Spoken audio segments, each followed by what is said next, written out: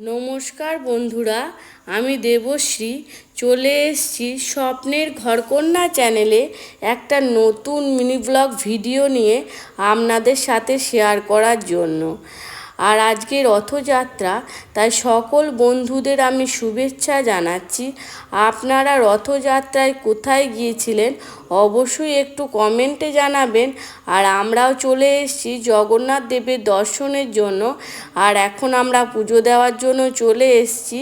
আর আমরা রথযাত্রায় কোথায় গিয়েছিলাম সেটা দেখার জন্য আপনাদেরকে অবশ্যই বড় ভিডিওটা দেখে নিতে হবে, কারণ এই মিনি ব্লগে সবটা শেয়ার করা সম্ভব নয় সেই জন্য।